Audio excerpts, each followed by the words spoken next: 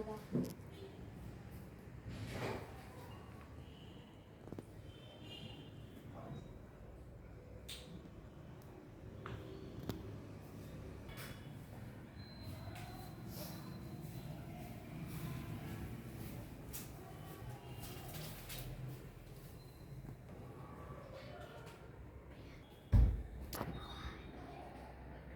శివాయ గురవే నమః.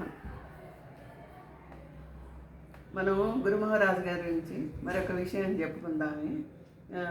ఏమిటంటే గురు మహారాజు గారు ప్రతి ఏటా పరశువు క్షేత్రంలో హోమం చేస్తూ ఉంటారు కదా.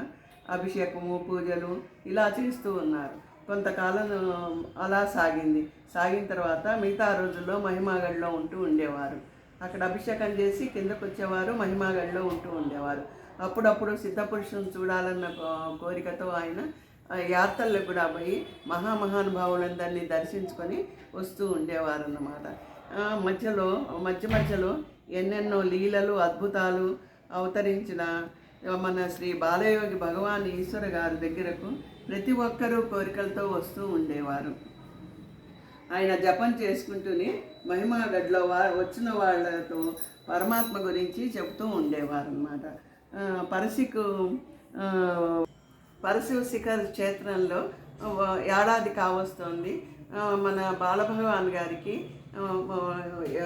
ఏదన్నా ఒక ఉత్సవం చేయాలి అన్న ఆయనకి ఆలోచన వచ్చి దానికి అక్కడ మనం హోమం చేయాలి, శివుడికి అభిషేకం చేయాలి, వచ్చిన భక్తులందరికీ మరి అన్నప్రసాదం పెట్టాలి కదా. ఊరికే పంపిస్తే ఎలాగో పాపం ఎక్కడి నుంచో దూరం నుంచి శ్రమపడి వస్తారు కదా అని చెప్పేసి ఆయనకు ఆలోచన వస్తుంది. కానీ ఆయన దగ్గర ఏమీ ఒక్క రూపాయి కూడా లేదు. అప్పుడు ఇలా ఉంటుండగా ఒక అతను ఆయన బాలభగవాన్ దగ్గరికి వస్తారు. వచ్చి బాబా నన్ను దీవించండి అని చెప్పి అంటాడు. మరి ఆ భగవంతుడే ఏదో రూపాయలు పంపించాడో ఏమో తెలియదు. కానీ ఆయన భగవాన్ గారు అంటారు, నేను ఇలా ఉత్సవం చేద్దాం అనుకుంటున్నాను. ఒక చాలా పేదవాడు వస్తాడు మహారాజు ఆశీర్వచనాల కోసం. వచ్చి అలా నుంచుంటాడనమాట. నుంచొని భగవాన్ వైపు చూస్తూ ఉంటాడు.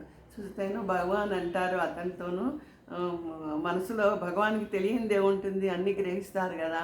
ఆయన అంటారు అతనితోనూ, నాయన మరి నేను ఇక్కడ ఈ పరశివ శిఖర్ క్షేత్రంలో నేను అభిషేకము, హోమాలు, వచ్చిన వాళ్ళందరికీ అన్నప్రసాదాలు అవన్నీ ఇవ్వాలనుకుంటున్నాను.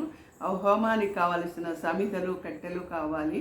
అదీగాక వంట చేయటానికి కూడా కట్టెలు కావాలి అని అనేటప్పటికీ ఇతను మనసులో అనుకుంటాడు, భగవాన్ నాకు పరీక్ష పెడుతున్నారా ఏమిటి అని అనుకొని ఇతను ఏం చేస్తాడు, భక్తితో చూద్దాం భగవాన్ మీదే భారం వేసని అప్పటి నుంచి అతను కట్టెలు సేకరించడం మొదలుపెట్టి సరిగ్గా ఏడాది అయ్యే లోపల అతను ఆ కట్టెలన్నీ సమకూర్చుకొని తీసుకొచ్చి భగవాన్ గారికి ఇస్తాడు.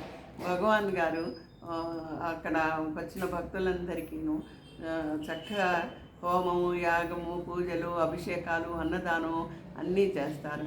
చేసిన తర్వాత ఒక రోజున ఇతను భగవాన్ దగ్గరికి వచ్చి మీరు నాకు ఎంత సేవ ఇచ్చారు భగవాన్ ఆనందిస్తూ అతని కాళ్ళపై పడతాడు అన్నమాట.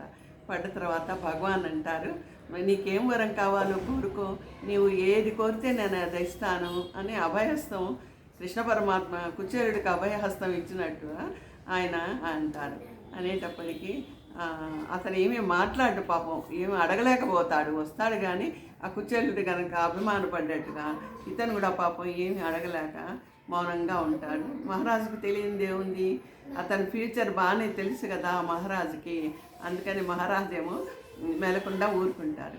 ఇలా కొన్ని రోజులు గడిచేటప్పటికి ఆ కట్టెలు కొట్టేవాడు మెల్లిమెల్లిగా ఆ కట్టెల్లో అతనికి ఎక్కువ లాభం వస్తూ అతను పెద్ద కోటీశ్వరులు, కోట్లకు అధిపతి అయిపోతారనమాట. అయిపోయి అతని కూతురికి 70 లక్షల కట్నం, వరకట్నం ఇచ్చి అంగరంగ వైభవంగా పెళ్లి చేస్తాడు.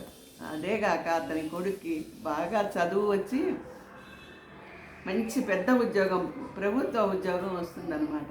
చూసారా, ఈయన కోరలేదు, ఆయన వరం చిరునవ్వుతో మనసులో వరం ఇచ్చారు. ఆయనకి తెలిసింది భగవంతుడికి మనం చెప్పాలా, మన మనసులో ఉన్నది ఆయనకి తెలియదా? భగవంతుడంటే భగవంతుడిని మించిన వారు గురు మహానుభావులు. ఆయన ఆశీర్వాదంతో అతడు ఎంతో చక్కగా ప్రతి ఏటా ఆయన్ని దర్శించుకుంటూ ఆయన ఆ, దానికి హోమాలకి వాటికి వస్తూ ప్రసాదం తీసుకుంటూ ఎంతో ఆనందంగా ఉన్నారన్నమాట. చూసారా భక్తులారా, మరి మనం భగవంతుని నమ్ముకుంటే ఆ భగవంతుడే గురు రూపంలో వచ్చి మనం ఎలా అనుగ్రహిస్తాడో.